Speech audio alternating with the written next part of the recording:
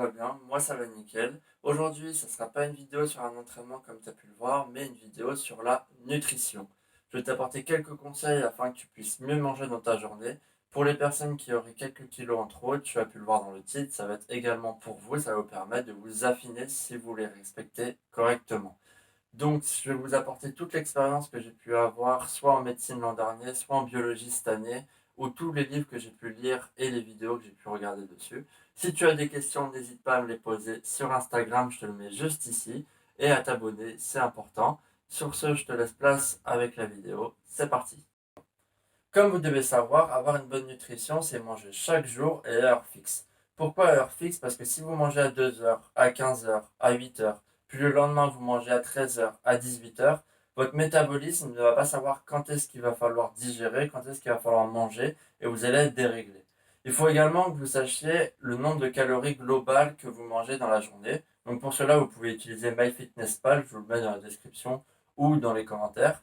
Ça va vous permettre, c'est un site qui va vous permettre de calculer le nombre de calories que vous avez ingéré dans la journée. Et c'est plutôt pas mal pour avoir un ensemble du nombre de calories que vous avez.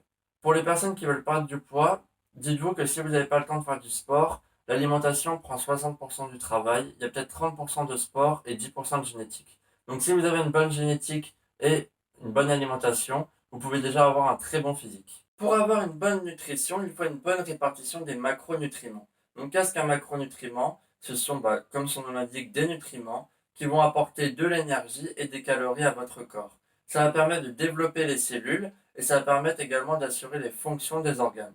Donc ils sont regroupés sous trois catégories, les protéines, les glucides et des lipides. Donc on va voir chacune des catégories, qu'est-ce que c'est et dans quelle proportion on doit les avoir pour avoir une bonne nutrition. Pour les protéines, qui est la première catégorie, vous devez avoir entre 12 et 15% de votre rapport énergétique total. Vous n'êtes pas du tout obligé d'ajouter des compléments alimentaires. Vous avez plein de protéines dans les céréales complètes, les œufs, la viande. Donc il y a beaucoup d'aliments et vous avez de quoi faire sans acheter des compléments alimentaires obligatoirement. Pour le glucide, qui est le deuxième macronutriment, ça va composer entre 50 et 55% de vos apports journaliers. Mais vous devez faire attention à l'index glycémique. Donc qu'est-ce que l'index glycémique?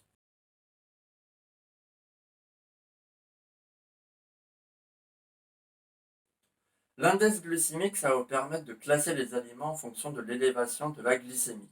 Plus votre index glycémique est élevé, plus l'aliment que vous venez d'ingérer va entraîner une hausse de sucre dans votre corps. Votre corps, lui, va sécréter des hormones, donc là c'est l'hormone de l'insuline, afin de diminuer ce taux de sucre. Mais en diminuant ce taux de sucre, ça va vous entraîner la faim. Donc ce que je peux vous conseiller, c'est de limiter les aliments à index glycémique élevé, tels que le riz à cuisson rapide, les bananes, ou le pain de mie, et de privilégier les index glycémiques bas. Donc c'est tout ce qui est les aliments comme les flocons d'avoine, les légumes secs, donc haricots verts, les lentilles, ou encore les figues sèches. Pour la viande et le poisson, ne vous inquiétez pas, il n'y a pas de glucides à l'intérieur, donc vous pouvez en prendre tant que vous voulez, avec modération. Et le soir, les glucides évitez, ou alors si vous n'avez pas le choix, prenez du pain complet ou des pâtes complètes. Pour les lipides, qui est le dernier macronutriment, ça va composer 30 à 35% de vos apports, ce qui est quand même important. Donc je vous conseille de rajouter une cuillère à soupe d'huile le midi et le soir par exemple. Mangez ce qui vous plaît, mais avec modération. On va passer maintenant à la deuxième partie qui sont les préjugés. Première phrase, faire un régime, c'est manger moins. Ça, c'est du bullshit, vous pouvez le supprimer de votre tête. Vous pouvez clairement manger un repas avec plus de volume que normalement, mais avec moins de calories. Je vous mets une image par exemple juste ici. Vous pouvez clairement vous faire un repas avec la moitié de votre assiette composée de légumes, un quart de protéines et par exemple un quart de lipides. Deuxième phrase, faire un régime, c'est ne pas se faire plaisir. Ça, supprimez-la complètement. Si vous partez dans cette optique-là, vous n'allez jamais réussir. Faire un régime, c'est pas forcément ne pas se faire plaisir. Vous pouvez vous accorder une fois, par exemple, toutes les 2 semaines, ou une fois par semaine pour commencer, le meilleur mot à mes yeux, le cheat meal. Le cheat meal, qu'est-ce que c'est? C'est un repas auquel tu te fais plaisir, auquel tu peux manger ce que tu veux. Je te mets là, par exemple, mon cheat meal préféré, et qui est le japonais.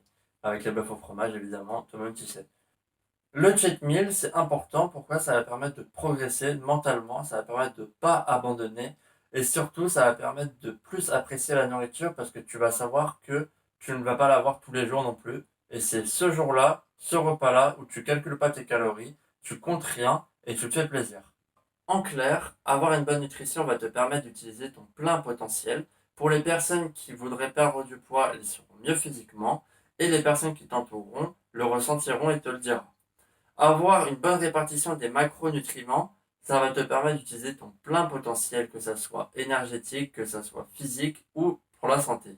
A l'inverse, si tu respectes pas forcément ces proportions et que tu manges un peu n'importe comment, alors tu auras un rendu visuel qui sera pas au maximum et au niveau de l'énergie, tu le sentiras également. Maintenant, je vais te donner mes différents conseils que tu peux appliquer afin d'avoir une meilleure nutrition, de manger moins si tu veux perdre du poids. C'est parti. Conseil numéro 1. Si tu as l'habitude de prendre des grandes assiettes, je te conseille de réduire la taille de tes assiettes et de la remplir entièrement. Psychologiquement, tu auras l'impression d'avoir mangé beaucoup et en fait, tu en auras mangé moins.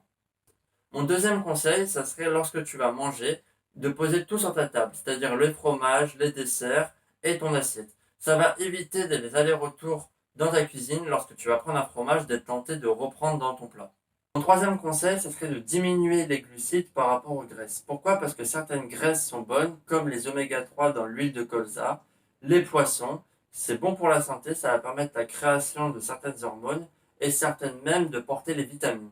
Donc diminuer les glucides plutôt que les graisses. Enfin, mon dernier conseil, c'est d'éviter toutes les sauces. Tout ce qui est ketchup, burger, mayo, évitez, sauf lors de votre cheat meal, vous pouvez vous faire plaisir parce que c'est le soir justement où vous pouvez prendre ce que vous voulez. Du coup, c'est ce jour-là où vous pouvez prendre des sauces et vous faire plaisir. Et enfin, n'oublie pas que si tu fais ça, c'est pour toi et pour personne d'autre. Ne laisse jamais quelqu'un te dicter quoi faire. N'aie pas peur du regard des autres et fais ce qui te plaît. N'oublie pas que le seul aliment qui ne fait pas prendre de calories, c'est l'eau. Donc profites-en. On se retrouve la semaine prochaine pour un nouvel entraînement. Je te laisse avec mes anciennes vidéos sur les entraînements si tu veux la regarder. Sur ce, ciao, peace.